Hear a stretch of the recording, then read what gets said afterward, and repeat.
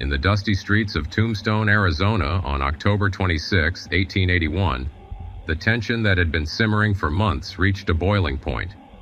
The gunfight at the OK Corral, a legendary and infamous clash, would etch its place in history as the most famous shootout of the American Old West. In this video, we delve into the events leading up to the gunfight, the dramatic confrontation itself, and the enduring legacy of this iconic moment in frontier lore.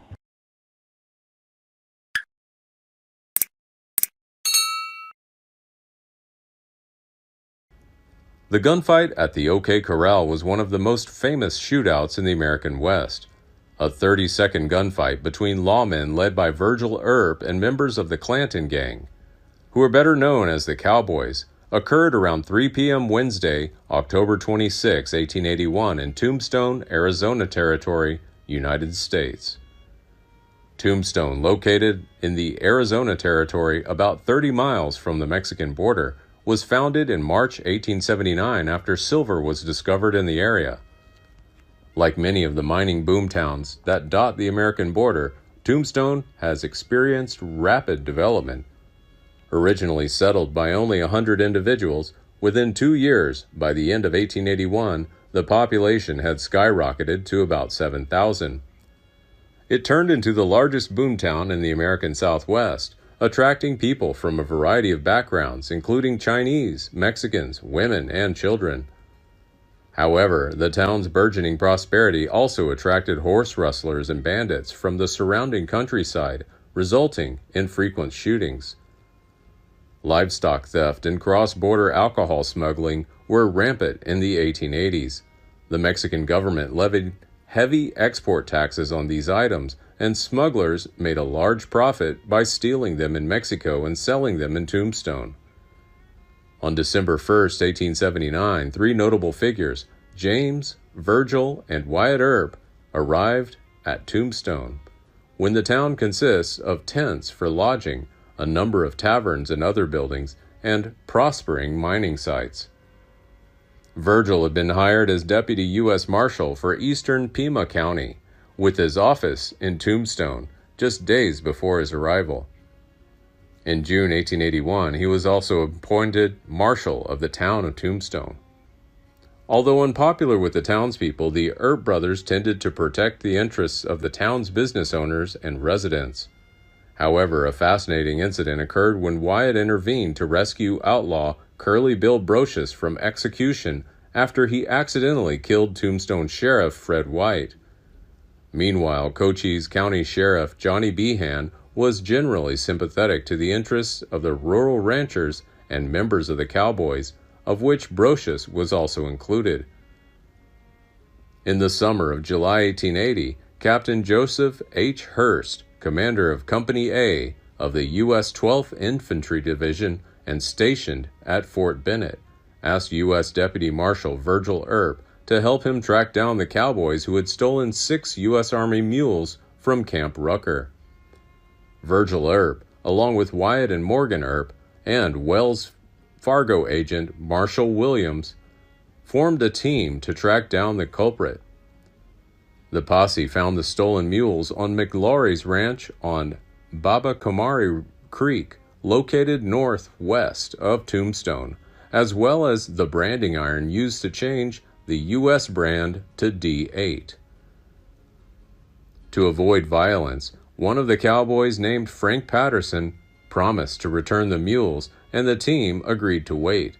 However, 2 days later, the Cowboys returned without a mule, mocking Hurst and the Earps. In response, Hurst had printed and distributed a handbill in which he named Frank McLaury as specifically assisting with hiding the mules. He reprinted this in the Tombstone epitaph on July 30th, 1880. Virgil later said that McLaury had asked him if he had posted the handbills. When Virgil said he had not, McLaury said if Virgil printed the handbills, it was Frank's intention to kill Virgil. He warned Virgil, "If you ever again follow us as close as you did, then you will have to fight anyway." This incident marked the initial clash between the Cowboys and the Earp brothers, setting the stage for future conflicts. Tensions between the Earps and the McGlorys further increased when another passenger stage on the Sandy Bob line in the Tombstone area, bound for Bisbee, was held up on September 8, 1881. The masked bandits robbed all of the passengers of their valuables since the stage was not carrying a strongbox. During the robbery, the driver heard one of the robbers describe the money as sugar, a phrase known to be used by Frank Stillwell. Stillwell had, until the prior month, been a deputy for Sheriff Behan, but had been fired for accounting irregularities. At the scene, Wyatt discovered an unusual boot print left by someone wearing a custom-repaired boot heel. The Earps checked a shoe repair shop in Bisbee known to provide widened boot heels and were able to link the boot print to Stillwell. Upon arrival at Bisbee, Frank Stillwell, along with his partner Pete Spence, were immediately arrested by Deputy U.S. Marshal Virgil Earp for holding goods. Both Stillwell and Spence are known to be associates of Ike Clanton and the McGlorys, raising suspicions before the law. During the preliminary hearing, Stillwell and Spence attempted to provide an alibi supported by several witnesses. Judge Spicer dropped the charge because there was not enough evidence. Their freedom was short-lived, however, as Virgil Earp arrested them on October 13th, this time accusing them of robbing Bisbee and obstructing a mail carrier. Notably, the newspapers reported that they'd been arrested for another stage robbery that occurred on October 8th near Contention City. Ike and the other cowboys believe the new arrest is further evidence that Earps is persecuting the cowboys illegally. When Virgil and Wyatt Earp arrived in Tucson for a federal hearing on the charges against Stillwell and Spence, Frank McGlory confronted Morgan Earp. McGlory has issued a warning to Morgan. He will kill the Earps if they try to capture Spence and Stillwell again. The Tombstone Epitaph reported that since the arrest of Spence and Stillwell, veiled threats are being made that the friends of the accused will get the Earps. On October 25, 1881, while Clanton was at Tombstone, drunk and very noisy, Holliday accused him of lying about the robbery of Benson's carriage. They got into a heated argument. Virgil Earp intervened and threatened to arrest both Holliday and Clanton if they didn't stop arguing.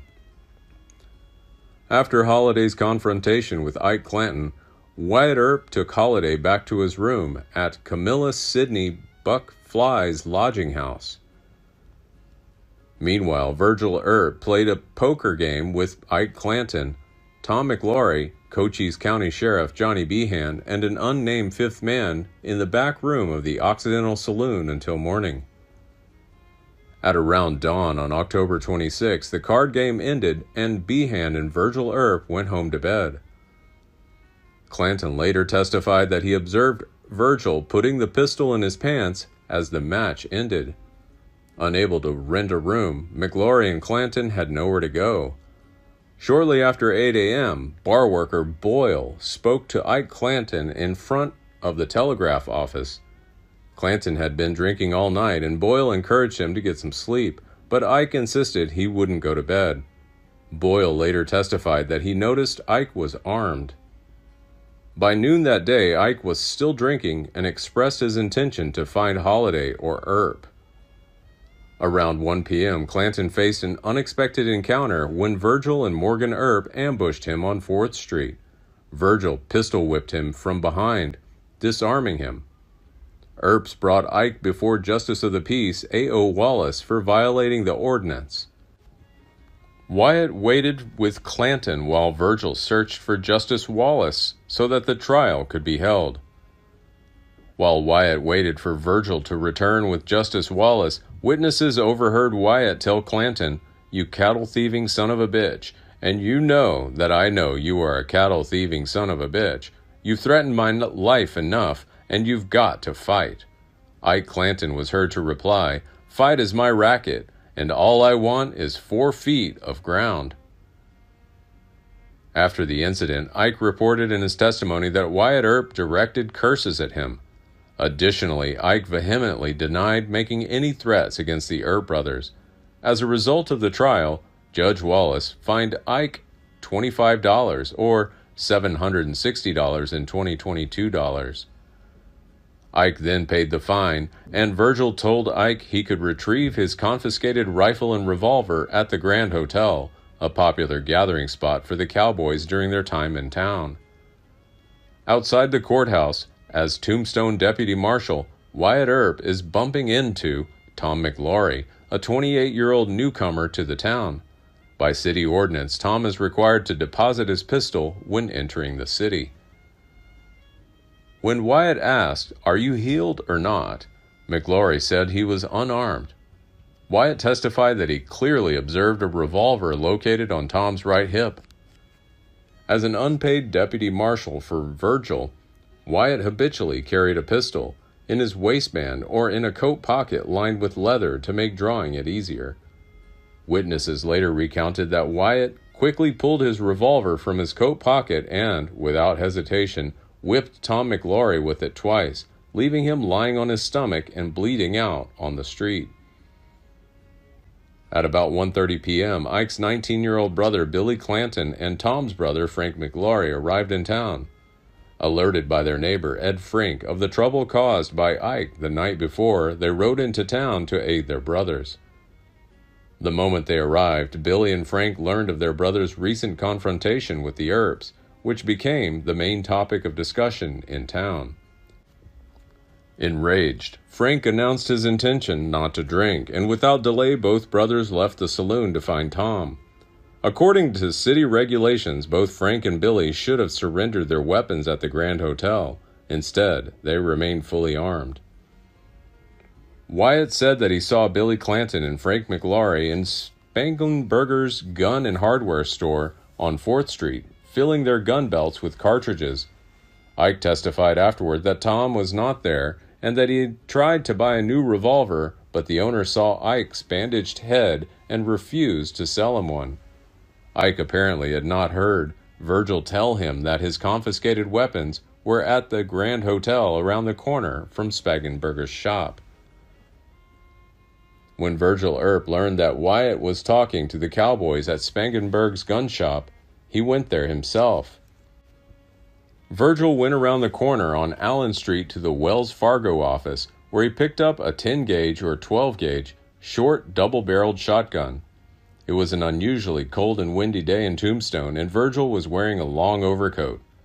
To avoid alarming Tombstone's public, Virgil hid the shotgun under his overcoat and when he returned to Hafford's saloon. From Spangenberg's, the Cowboys moved to the OK Corral, where witnesses overheard them threatening to kill the Earps. For unknown reasons, the Cowboys then walked out the back of the OK Corral and then west, stopping in a narrow, empty lot next to C.S. Fly's boarding house. Cochise County Sheriff Johnny Behan tried to convince Frank McLaury to give up his weapon, but Frank insisted that he would only give up his gun after Virgil Earp and his brothers were disarmed for the first time. As usual, Earps carried revolvers in their coat pockets or in their belts. Wyatt Earp was carrying an American .44 caliber Smith & Wesson 1869 revolver. Holiday carried a nickel-plated pistol in a holster, but the gun was concealed in his long coat.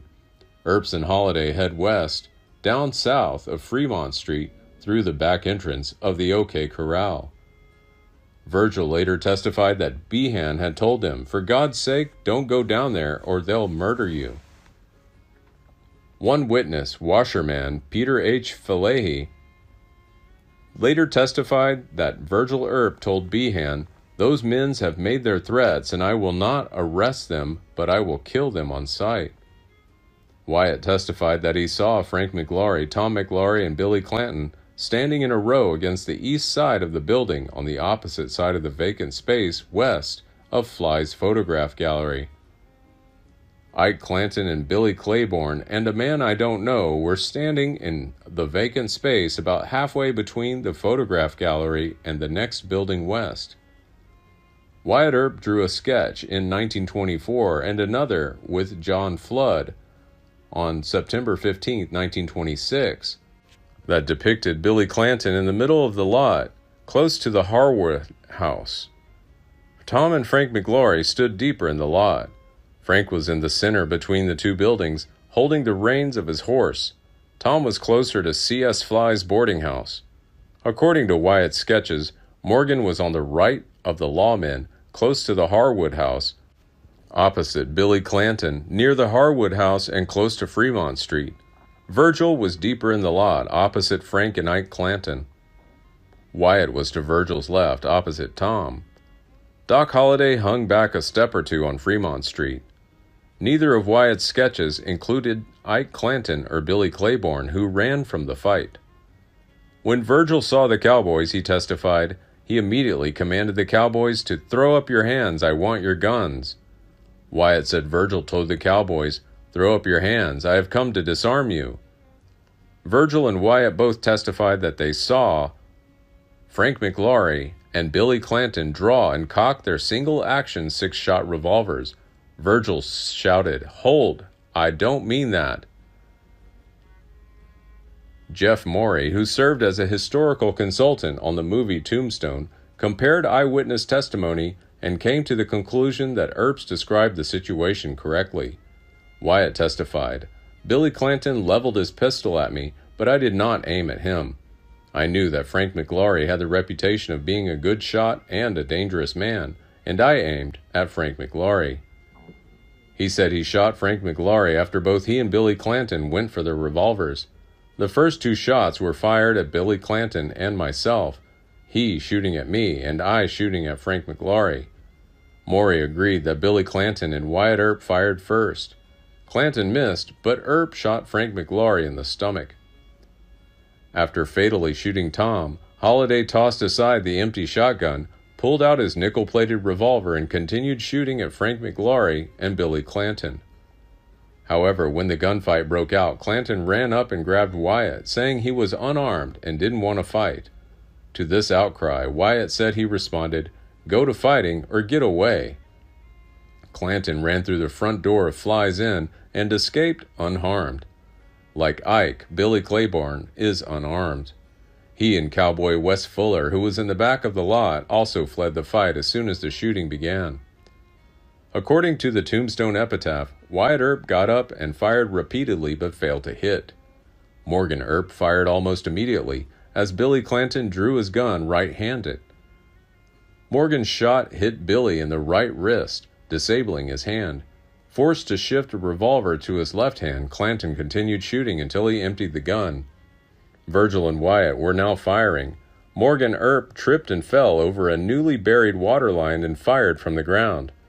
Wyatt shot Frank McLaury in the abdomen, and Frank took his horse by its reins and struggled across Fremont Street. Frank and Holliday exchanged shots as Frank moved across Fremont Street, and Frank hit Holliday in his pistol pocket, grazing him. Holliday followed him, exclaiming, that son of a bitch has shot me and I'm going to kill him. Morgan Earp picked himself up and also fired at Frank. Frank fell to the sidewalk on the east side of Fremont Street. Both Morgan and Holliday seemed to think they fired the shot that killed Frank, but since neither testified at the hearing, this information is only from witnesses. A passerby testified he stopped to help Frank and saw Frank try to speak, but he died on the spot before he could move. Despite his injuries, Billy Clanton continued to open fire. Billy shot Morgan Earp in the back. Billy shot Virgil Earp in the calf.